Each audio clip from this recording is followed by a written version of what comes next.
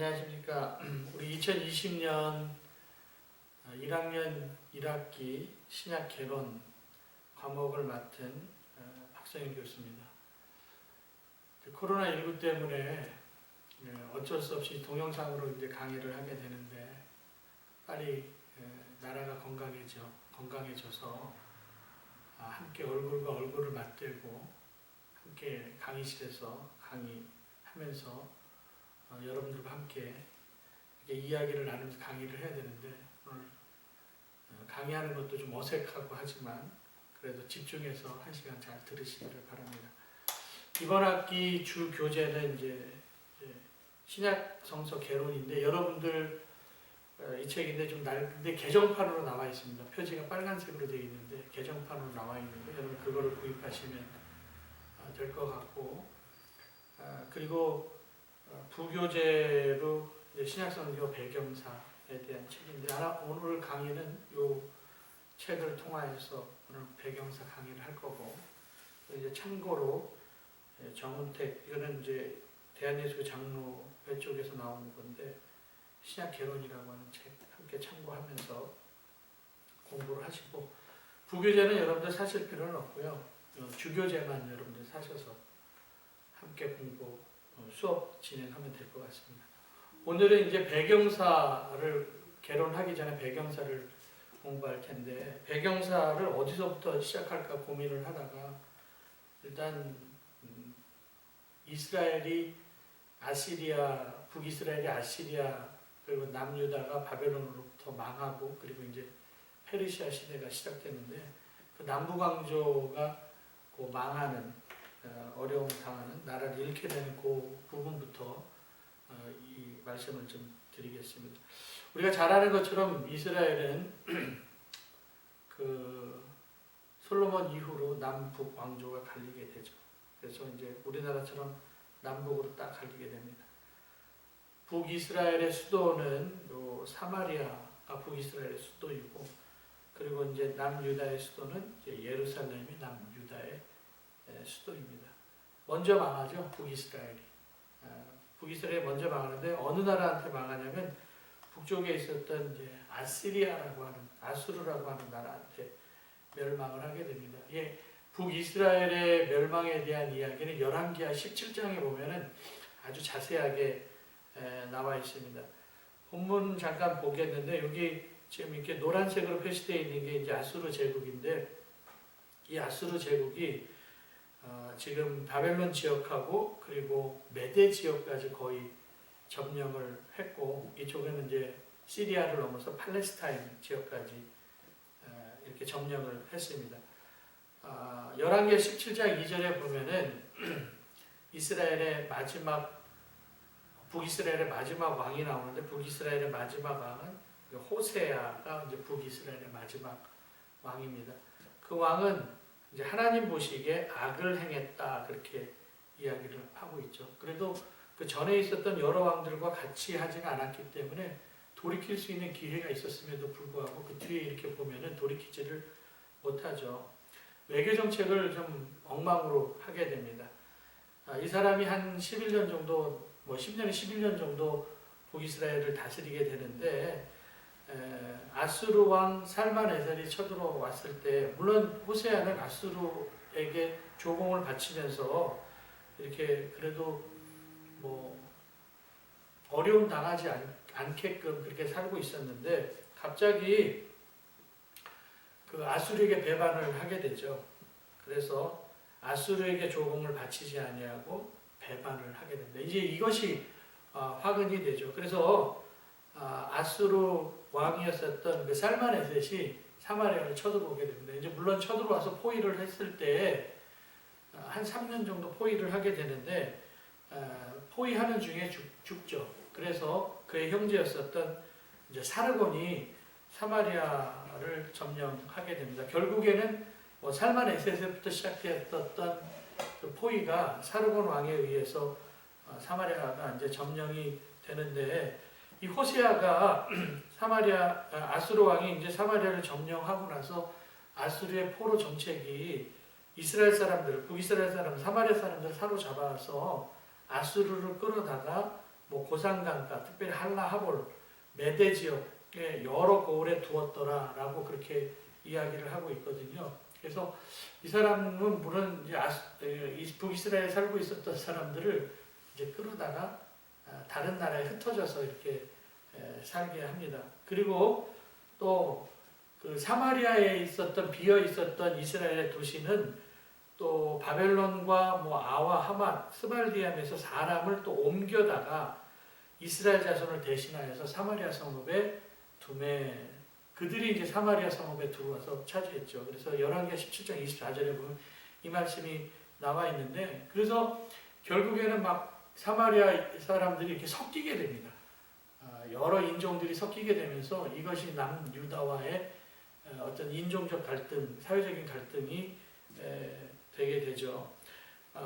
이제 아시리아에 의해서 그 북이스라엘이 이렇게 망한 후에 이제 남유다도 망하게 되는데 남유다는 사실 요시야 왕은 남유다에 있어서 마지막 선한 왕이었었습니다. 근데 남유다의 이 요시야가 바로의 느고와 함께 전쟁을 무깃돌에서 하게 되죠. 이 애굽에 있었던 이 바로의 느고가 아시리아하고 전쟁을 하러 올라가는데 그 길목이 바로 이스라엘 이 땅을 지나가야 됐습니다. 그런데 요시야가 그걸 허락을 하지 않죠. 그래서 결국에는 바로의 느고와 요시야가 무깃도라고 하는 곳에서 이제 전쟁이 벌어지게 되는데 이제 애굽은 여기 있죠. 애굽. 그래서 군사를 이끌고 이렇게 올라와서 지금 이제 아시리아하고 이제 전쟁이 붙으려고 하는데 이 중간 지점에서 이제 만난 거예요. 그래서 요시야 왕이 이제 맞서 나갔더니 무깃도에서 만났을 때 요시야 왕이 거기서 이제 무깃도에서 죽죠. 무깃도라고 하는 곳이 이제 이렇게 생겼습니다. 지금 이스라엘 평지 가운데 평야 가운데 만드는 인공 요새예요. 저도 이제 정지순례 갔을 때 이 무깃도라고 하는 곳에 가봤는데 그렇게 뭐 큰 성은 아닙니다. 그냥 뭐 조그만 동산 같은 곳인데 높지도 않고요. 근데 여기에서 이제 느고하고 이제 전쟁을 하게 되는데 결국 요시야가 죽죠. 요시야는 오랫동안 나라를 다스립니다. 한 31년 정도 나라를 다스리고 그리고 이제 그 뒤 4대에 있다가 뭐 짤막짤막하게 있기는 하지만 있다가 이제 남유다가 멸망을 하게 되는데 요시야 왕은 이제 8살 때 왕이 돼 31년간 나라를 다스렸습니다. 비교적 이제 선한 왕으로 이야기를 하고 있고 두 여자를 통하여서 이제 아이를 낳게 되는데 이제 삼형제가 있죠. 첫 번째 아들이 엘리야김, 나중에 개명을 합니다. 여호야김으로. 그리고 두 번째 아들이 하무달에게서 낳은 아들인데 여호아하스라고 하는 아들이죠. 요시야가 죽자마자 여호아하스가 이제 둘째 아들 그리고 왕이 되죠. 그래서 아마 이 사람은 그래도 두 번째 둘째 아들이었는데 왕이 되었으니까 자기 형 엘리야김보다는 그래도 머리가 잘 돌아가는 사람이었을 것이다라고 생각이 됩니다. 근데 이 사람이 자기 아버지가 바로 느고한테 죽임을 당했기 때문에 바로에 대한 감정이 좋지가 않았어요. 그래서 이제 반애굽 정책을 쓰게 됩니다. 반애굽 정책. 그래서 애굽을 감히 이제 애굽을 침공하다가 애굽의 바로의 느고에 이제 3개월 만에 그래서 23세 왕이 돼 갖고 한 3개월 정도 왕 되어서 이제 죽임을 당하게 됩니다. 이제 바로하고 맞짱을 뜬 거죠. 애굽하고. 결국에 이제 죽임을 당하게 되고 그리고 그 엘리야김이라고 하는 사람이 이제 첫 번째 아들이었었는데 엘리야김에 의해서 이제 왕이 되는데 이 사람은 원래는 처음에는 이제 반 바벨론 정책을 썼다가 또 반 애굽 정책도 썼다가 이렇게 왔다 갔다 하거든요. 근데 이 바벨론이 처음에는 이 엘리야김에 대한 이 말씀이 이제 24장에 보면 24장, 25장에 보면은 나오는데 이 엘리야김이 한 나라를 11년 정도 다스리거든요. 결국에 엘리야김 시대 때 느부갓네살이 쳐들어와요. 처음에는 바벨론의 조공을 바치다가 이 사람도 결국에는 바벨론에 돌아서서 바벨론의 느부갓네살 왕이 열이 받아갔고요. 직접 군대를 이끌고 느부갓네살이 예루살렘으로 쳐들어오게 되죠. 그래갖고 많은 사람들이 포로로 끌려가게 되는데 이때 포로로 끌려갔었던 사람이 1차 포로로 끌려가게 되고 결국 엘리야김도 이제 죽임을 당하게 되고요. 엘리야김이 죽임 당한 다음에 이제 여호야긴이라고 하는 사람이 왕이 되는데 이 사람도 우리 여기 보는 것처럼 3개월 동안 왕이 됩니다. 근데 물론 3개월 왕이 되지만 바벨론으로 포로로 끌려가지만 이 사람은 뭐 죽지는 않고요. 바벨론에서 그냥 거의 유다 왕의 대접을 받으면서 한 37년간 호의호식하며 살다가 죽게 되죠. 이 여호야긴은. 근데 문제는 이제 진짜 남유다가 완전히 망한 거는 여호야긴 시대가 아니라 이제 맏다디아라고 하는 이제 세 번째 아들, 요시야의 세 번째 아들이었었고 여호야긴에게 있어서는 한 삼촌이었었죠. 이 사람이 이제 왕이 21세의 왕이 되어서 11년간 나라를 다스리게 되는데 예루살렘이 멸망했다라고 그렇게 예루살렘이 멸망하는 걸로 그렇게 나와 있습니다. 예루살렘 멸망에 대한 이야기가 이제 열왕기하 25장에 보면 나와 있거든요. 시드기야 제9년 열째 달, 제9년 열째 달 10일에 바벨론의 느부갓네살이 이제 모든 군대를 거느리고 예루살렘에 올라오죠. 그래서 진치고 토성을 쌓고 그러고 나서 이제 시드기야 왕 제11년까지 포위되었다. 그러니까 이게 지금 9년, 10년, 11년이니까 몇 년? 거의 뭐 한 3년 가까이 이제 포위를 당하니까 예루살렘이 뭐 어려움을 당하죠. 그러니까 그 땅에 백성의 양식이 떨어졌다라고 그렇게 나와 있습니다. 더 이상 이제 견딜 수가 없어서 결국 이제 시드기야가 도망을 치게 됩니다. 그래서 열왕기하 25장 4절에 보니까 성벽이 이제 파괴되어서 밤중에 왕의 동산 견문길로 도망했다 이렇게 나와 있습니다. 도망해서 그리고 나서 이제 갈대아인들 바벨론 사람들이죠. 성읍을 에워싸서 아라빗길로 가는데 뭐 그게 뭐 온전히 도망갈 수 있겠습니까? 당연히 잡혔겠죠. 그래서 이제 잡혀서 시드기야가 어떻게 되냐면은 아들도 다 잡힙니다. 아들도 다 잡혀서 그 아들들이 시드기야의 보는 눈에서 자기 아들들이 죽임당하는 것을 시드기야가 다 보고요. 결국에는 또 시드기야도 그냥 두 눈을 뽑히죠. 두 눈을 지지고 그리고 이제 노사슬로 그를 결박해서 바벨론으로 끌고 가고 바벨론에서 죽는 날까지 이제 오게 가두게 되었다. 그래서 결국에는 요시야 왕 이후에 그냥 비리비리한 그 왕들이 4명이 나오게 되는데 뭐 3개월 둘 있고 뭐 11년 둘에서 한 뭐 23, 4년 정도 뭐 후에 요시야 후에 그렇게 나라가 멸망을 하게 되는데 이 나라는 이제 바벨론에 의해서 남왕국이 남유다가 586년경에 이제 멸망을 하게 되죠. 이 바벨론의 원래 거점은 지금 요 지역입니다. 유프라테스하고 티그리스강 있는 요 지역이 이제 바벨론이었었는데 요 옆쪽은 여기는 이제 페르시아죠. 아직 강성하지는 않았습니다. 근데 물론 이제 페르시아도 굉장히 지금 움츠려 있지만 도움닫게 하고 있는 상태이고 요 메데가 여기 있습니다.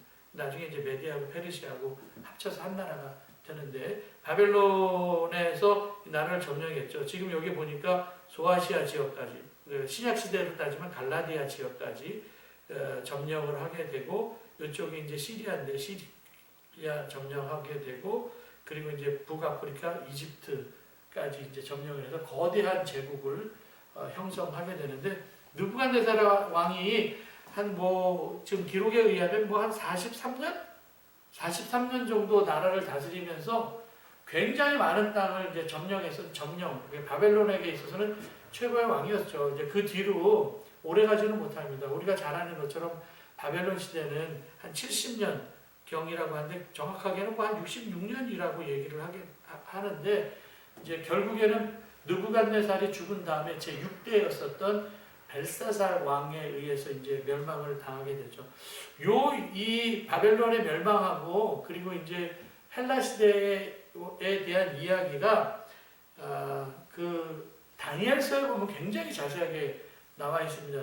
특별히 이제 다니엘서 2장, 다니엘서 2장은 느부갓네살이 꿈꾸는 이야기가 나와 있고, 그리고 이제 다니엘서 7장, 그리고 다니엘서 8장은 다니엘서의 첫 번째 환상, 첫 번째 환상은 다니엘의 맨 마지막, 그 바벨론의 맨 마지막에 있었던 벨사살 1년에, 벨사살이 왕이 된 지 1년에 꾼 다니엘의 환상이 나오고, 다니엘 8장은 벨사살 왕이 된 지 3년 후에 또 이제 그 두 번째 환상에 대한 이야기가 나오게 됩니다.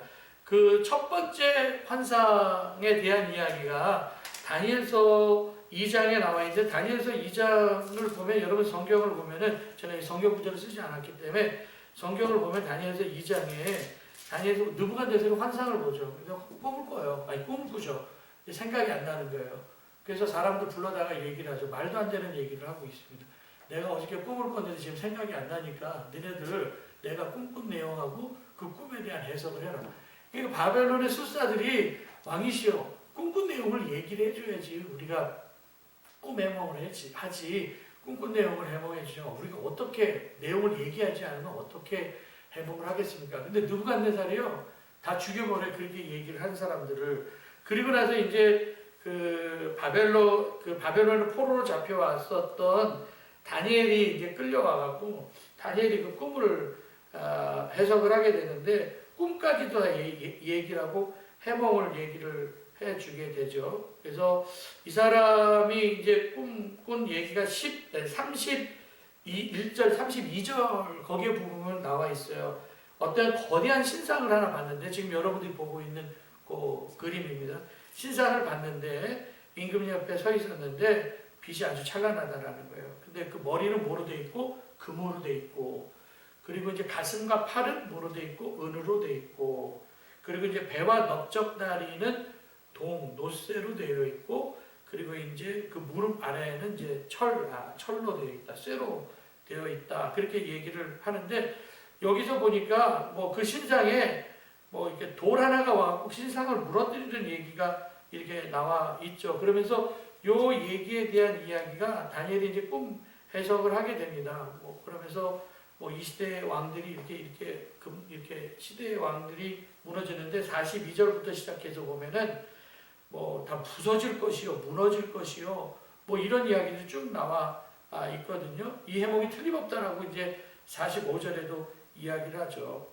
그리고 이제 요 비슷한 또 꿈 얘기가 이제 어디 나오냐면요, 다니엘서 7장에 보면은 요 이야기가 이제 또 나와 있죠. 이제 금은 바벨론을 나타내는 거고, 은은 메데파사, 동은 이제 그리스, 헬라죠. 그리고 이제 철은 로마 제국인데, 사실 여기서부터 여기까지가 우리가 신약의 배경에 들어가는 배경사죠. 바벨론의 이제 아닥사스다 왕 이후부터 시작해서 성경에 나오지 않거든요. 한 430년 세례 요한이 등장할 때까지, 말라기 이후에 그 시대부터 이제 등장하지 않는데, 그 시대가 이제 페르시아의 아닥사스다 왕 때부터 시작하여서 세례 요한 때까지 아무런 기록들이 남겨져 있지 않는데, 다니엘서에 느부갓네살 꿈과 다니엘이 본 환상, 이 두 가지 환상에 의해서 이제 그 신구약 중간 시대 배경에 대한 이야기가 나와 있습니다. 첫 번째 본 다니엘의 환상은 7장에 보면은 나와 있는데요. 다니엘서 7장 환상을 봅니다. 근데 그 2절에 보니까 동서남북에서 뭐 이렇게 바다에서 짐승 4개가 올라와요. 하나는 뭐 사자같이 보였는데 독수리 날개가 있다고 그러죠. 그래서 사자 같고 독수리 날개가 있고, 그리고 또 보니까 두 번째 짐승이 또 이렇게 살펴보니까 나오는데 표범처럼 생겼다고 그러겠는데 새 날개가 있다고 얘기를 하고 있고요. 그리고 이제 네 번째 또 환상을 보니까 두 번째 환상은 참 곰이 나와 있죠. 근데 곰이 갈빗대 3개를 물고 있어요. 지금 여기 자세하게는 안 나와 있는데 성경에 보면 갈빗대 3개를 물고 있다는 것은 이 메데파사를 얘기하는 건데 곰이 갈빗대 세계는 자기가 정복했었던 큰 나라를 이야기를 하고 있죠. 뭐 그래서 애굽도 점령하고 바벨론도 이제 점령하고 아시리아도 이제 점령을 했는데 그렇게 점령한 나라에 대한 이야기를 하고 있고 그다음에 이제 표범 헬라죠. 그 표범을 보면은 이렇게 나와 있어요. 등에는 새 날개가 있는데 머리가 몇 개가 있냐 그랬더니 머리가 여기 보니까 하나, 둘, 셋, 네 개가 있어요. 그래서 네 개 달려 있었는데 이 원래 헬라가 나중에 다음에 얘기도 하겠지만 알렉산더 이후에 이 헬라가 네 나라로 갈리게 되는 그 이야기를 하고 있고 그리고 네 번째 짐승이 아주 무시무시한 짐승이 나오는데 사납고 못생겼다고 그렇게 이야기를 하고 있고 큰 이빨을 가지고 있어서 뭐 모든 것들을 뭐 다 으스러 버렸다. 근데 뿔이 몇 개가 있냐 그랬더니 뿔이 10개가 있다. 뭐 열국 시대를 얘기하고 있다. 로마 시대를 얘기하고 있다. 뭐 그런 얘기를 하고 있고요. 그리고 이제 그 다니엘서 8장에 나오는 그림이 지금 없기 때문에 그 다니엘서 8장에 이제 나오는 환상도 이제 비슷한 환상이 나와 있어요. 다니엘이 이제 벨사살이 왕이 된 지 3년 되었을 때 두 번째 환상을 꾸게 되는데 순양이 나와요. 이게 이제 순양이고 뿔이 2개가 있습니다. 순양이 나오는데 순양이 아주 굉장히 무시무시한 양이에요. 그 순양에 뿔이 2개가 있었고 그리고 이제 4절에도 보니까 대항할 자가 없었고 지 맘대로 했습니다. 그때 순양에 대적할 순염소 하나가 나와 있죠. 근데 현저한 뿔 하나가 나와 있죠. 순염소에서 얼마나 빠르게 달리든지 다리가 땅에 닿을지 않을 정도로 이렇게 빨리 달렸고 뿔 하나가 현저하게 보였고 그리고 이 순양을 이렇게 힘으로 달려들어서 순양을 쳐서 두 뿔을 부서뜨리게 되죠. 그러니까 순염소가 맞서 싸울 힘이 없게 되잖아요. 이게 순염소. 그래서 이거를 누가 얘기냐? 두 뿔은 메데파사를 얘기하니까 아마 이게 순양은 페르시아 제국을 얘기하고 그리고 이제 현저한 뿔 나오는데 이 현저한 뿔은 알렉산더 대왕을 얘기를 하죠. 그래서 결국에는 뭐 메데파사가 알렉산더한테 거의 망하게 되죠.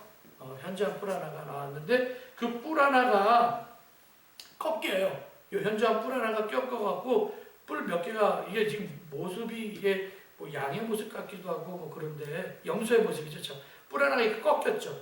뿔 하나가 잘라지면서 뿔 위에 4개의 뿔이 나왔다라고 얘기를 하니 4개의 뿔은 알렉산더 대왕 이후에 4나라로 갈리게 되잖아요. 그 4나라에 대한 이야기를 하고 있습니다. 결국에는 조금 요 이야기를 이제 종합해서 보게 되면은 어떤 얘기가 나오냐면은 다니엘서 8장 20절에 이게 다니엘의 환상에 대한 해석이 나와 있거든요. 2뿔 가진 순양은 뭐다? 메데와 바사 왕들, 페르시아 제국이죠. 그리고 이제 순염소는 뭐냐? 아까 순염소 있죠. 현저한 뿔이 있었던 거, 그게 헬라 왕이요. 그 두 눈 사이에 있는 큰 뿔은 첫 번째 왕. 누구요? 알렉산더예요. 알렉산더에 의해서 망하니까. 근데 이 뿔이 꺾였어요. 그 대신에 뭐가 나왔다고? 4뿔이 나왔다. 아까 얘기했던 것처럼. 4나라가 된다. 이런 거죠. 4나라. 그래서 카산드로, 리시마쿠스, 셀루커스, 그리고 톨레미, 이 4왕조가 되는 걸 알 수가 있습니다. 그리고 이제 5장 1절은 이제 벨사살이 망하는 것. 이제 파사에 의해서 바벨론이 망하는 얘기가 나오는데 이 망할 때 징조가 다니엘서 5장에 보면 나와 있습니다. 당시 그 느부갓네살은 첫 번째 왕이고 그리고 벨사살은 다니엘의 바벨론의 맨 마지막 6번째 왕인데 그 뒤로 한 몇 왕이 4명의 왕이 있었어요. 근데 별로 그렇게 유명한 왕은 아니고 벨사살의 아버지는 유명하죠. 나보니더스라고 하는 왕이었었는데 이 사람은 17년 나라를 다스리거든요. 근데 17년 나라를 다스렸지만 그냥 밖에 나가서 전쟁하느라고 14년을 밖에서 보내고 전쟁터에서 죽어요. 중앙아시아 쪽으로 점령에 들어가고 이렇게 죽이게 되는데 그러니까 아버지가 없으니까 벨사살 왕이 아버지가 전쟁터에 나간 사이에 그냥 나라를 다스리고 있고요. 이 벨사살 왕 때 아까 얘기했었던 그 메데하고 파사가 결혼 동맹으로 한 나라가 되면서 이 바벨론을 쳐들어오게 됩니다. 바벨론을 쳐들어오는데 불구하고 쳐들어왔을 때 아버지 나보니더스는 이제 전쟁터에 나갔고요.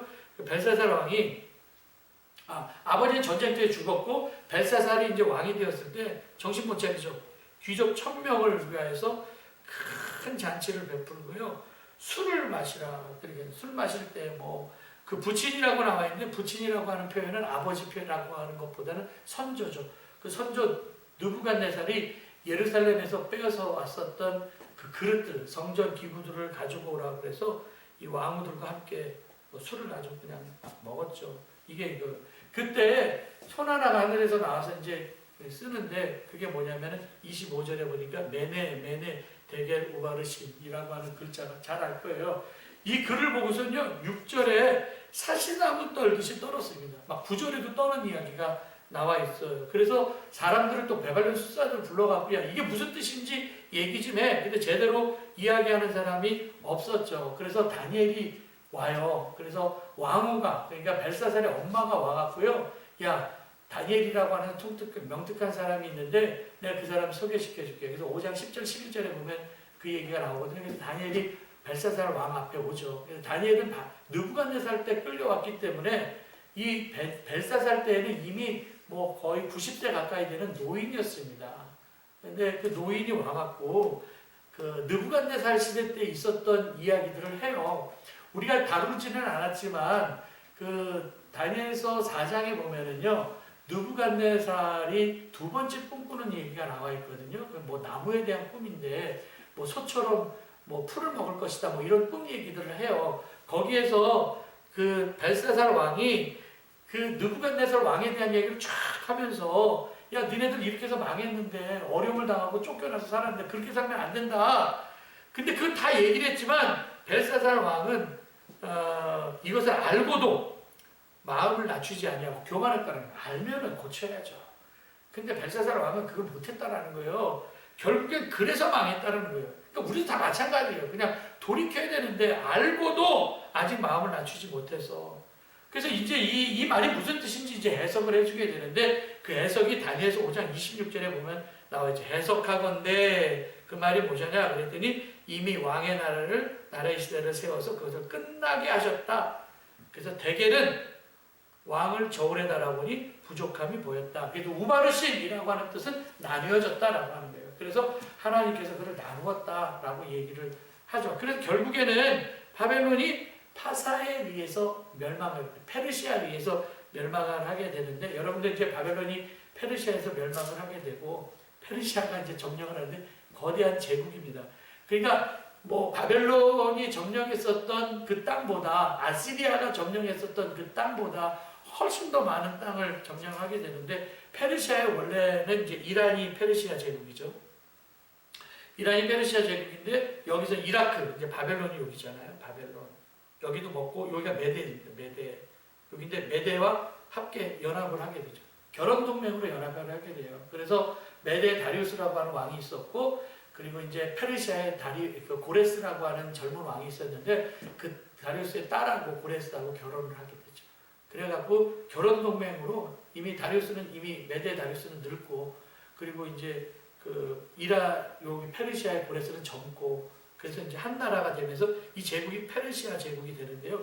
그래서 동쪽으로는 아프가니스탄하고 파키스탄, 거의 인도 접경까지 중앙아시아 여기까지 점령하게 됩니다.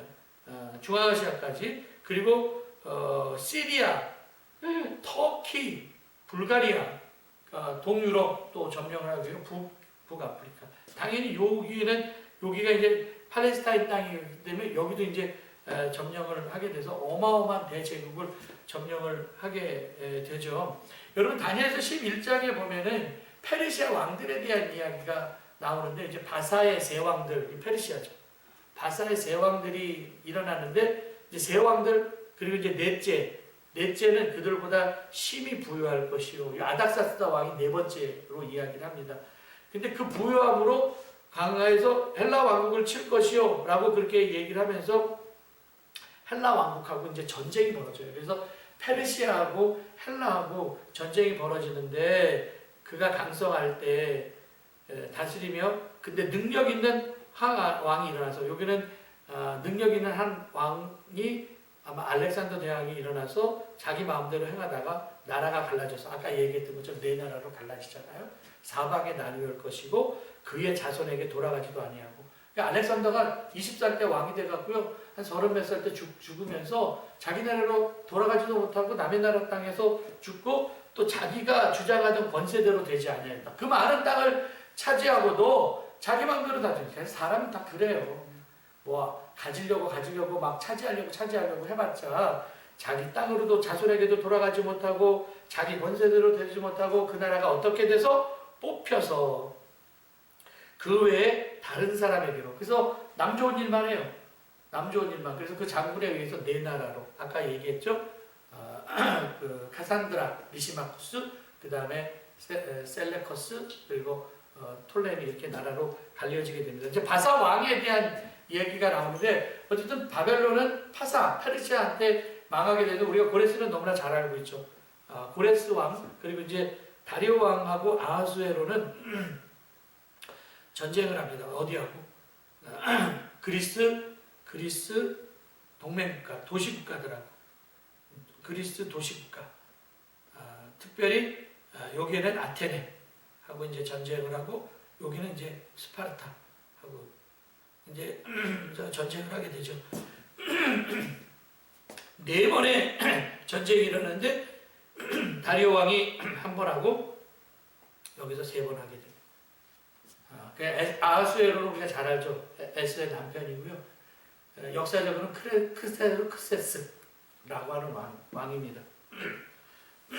네 번의 전쟁. 첫 번째 전쟁은 요 마라톤이라고 하는 데서 전쟁을 하는데 490년에 전쟁을 하게 됩니다. 490년 마라톤 전쟁 여기가 완전히 깨지죠. 굉장히 많은 페르시아 군대가 마라톤으로 가요. 깨져요. 근데 마라톤이라고 하는 평지에서 깨지게 되는데 아테네가 바로 여기 있고요. 아테네가 여기 있고 마라톤이 여기예요.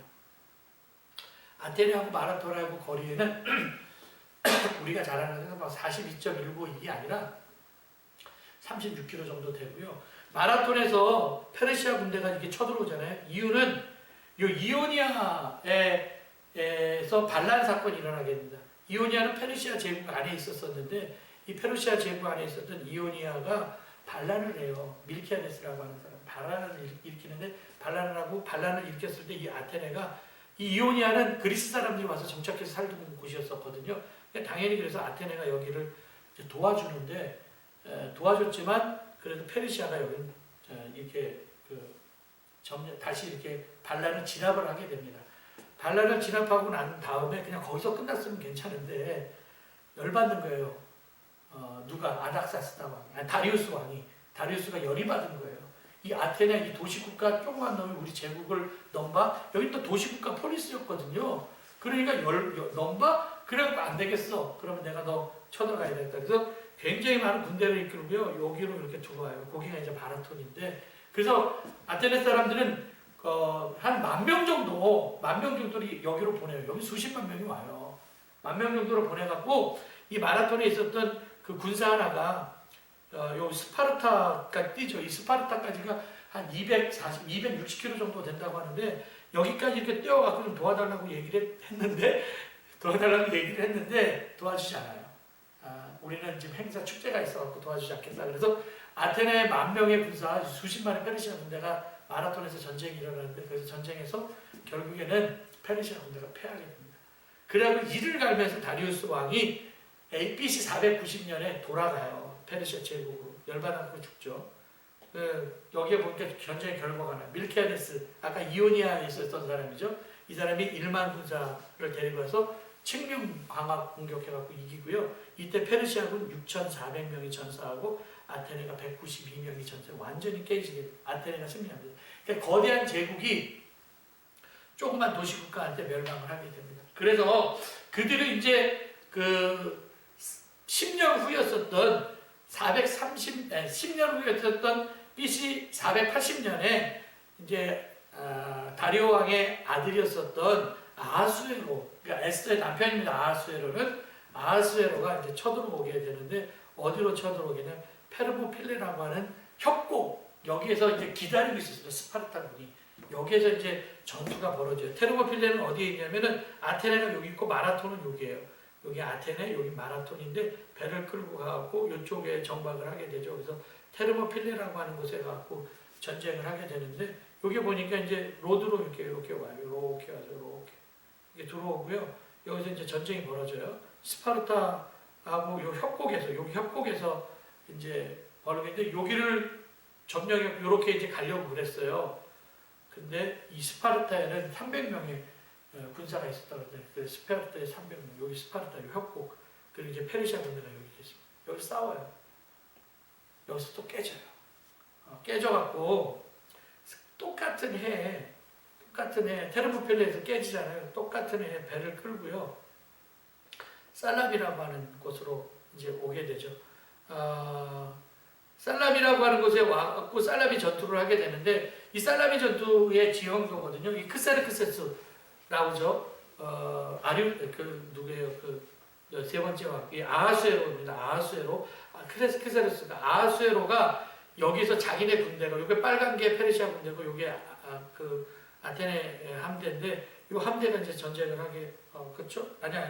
빨간 게 아테네 전대고, 요 파란 게 페르시아 군대인데, 페르시아 군대가 여기서 완전히 깨지는 거를 보게 됩니다. 속병이 나갔고요. 이 사람들 쪽에. 여기서도 이제 실패를 하게 되고, 그런데 돌아가게 되면서 내국에 문제가 있었기 때문에, 그 아하수에로가 이제 가면서 자기의 부하 장군이었었던 마르니노스에게 3만 군사를 두고 이제 자기는 가게 됩니다. 그래서 네 번째 1년 후에 479년 BC 479년에 프라타이아에서 전투가 벌어지게 되거든요. 테베 근처에 여기 바로 여기인데 여기서 전투가 벌어져서 여기서 마르니노스가 죽게 됩니다. 그리고 결국에는 페르시아하고의 전쟁이 일단 당분 끝나게 되죠. 이 당분간 끝나게 되는데 이제 요거는 이제 1차, 2차, 3차 전투가 이제 끝나게 되니까 페르시아도 지금 힘이 없죠. 여기도 힘이 이제 다운돼 있고 여기도 이제 힘이 다운됐습니다. 여기 힘도 다 다운됐어요. 그때 이제 세력을 키우던 게 어땠냐면 그리스 북쪽에 있었던 마게도니아가 이제 힘을 키우게 됩니다. 그거를 우리가 이제 살펴보기 전에 페르시아의 이제 포로 귀환 정책들이 나오잖아요. 근데 포로 귀환은 고레스 왕 때에 538년에 1차 귀환, 수르바벨에 의해서 1차 귀환하고요. 그 다음에 이제 다리오 왕 때에 학게스가랴에 의해서 두 번째 하고, 이쪽에는 성전 재공 공사를 하기 시작하는데요. 물론 이제 수르바벨부터 성전 공사를 하는데 성전 공사가 약간 중지가 되죠. 그래서 이제 다리오 왕 때 학게 선지자가 와갖고요. 얘기를 해요. 성전 공사 해야 되겠다고, 성전 공사를 해야 되겠다고 해서 1차 기한으로 에스라인도에서 이제 나오는데 학계가 얘기하는 겁니다. 중단됐잖아요. 여기 중단됐잖아요. 그래서 이제 중단된 거를 얘기를 해야 되잖아요. 그래서 결국에는 고레스 왕 때 우리가 이거 성전 짓는 거 도와준다고 했지 않았냐? 그 조서를 보여줘갖고 결국에는 성전 건축하는 일이 형통해서 성전 건축을 이제 끝나게 됩니다. 그래서 학계 시대 때 1차적으로 성전 건축이 되고요. 성벽은 아직 재건되지 않았을 때입니다. 그때는 느헤미야가 와서 하고, 그리고 이제 에스라가 올라와서 신앙개혁을 하게 되죠.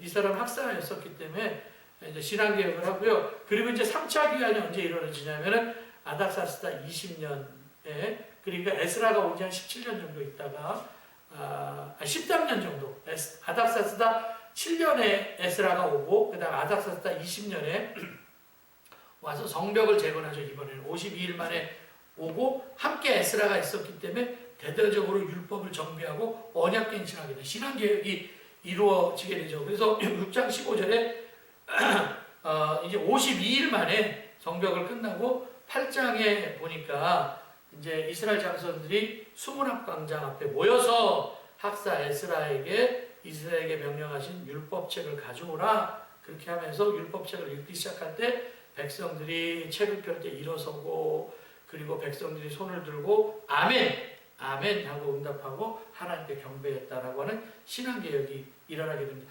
조금만 더 하고 이제 마치려고 하는데, 그 아닥사스다 왕까지만 이제 기록되어 있어요. 성경에는 페르시아의 아닥사스다 왕까지만. 이 아닥사스다 왕은 느헤미야가 술 맡은 관원장으로 모시던 사람이 이제 아닥사스다 왕이거든요. 느헤미야를 도왔었던, 그래도 호의적이었었던 왕이었습니다. 남유다에 대해서 호의적인 왕이었었고, 어쨌든 아닥사스다 이후부터 많은 전쟁과 병력이 손실되어서 이제 페르시아 제국이 점점 쇠퇴하기 시작을 하게 되죠. 페르시아 제국이 쇠퇴하기 시작을 하면서 이제 그 쇠퇴하기 시작하면서 이제 마게도니아라고 하는 새로운 나라가 이제 그 전쟁의 피해를 보지 않았었거든요. 그래서 마게도니아의 필립이라고 하는 왕이 남쪽, 여기도 이제 페르시아하고 전쟁을 했잖아요. 아테네하고 여기 페르시아하고 둘 다 전쟁을 했기 때문에 힘이 다 다운이 돼서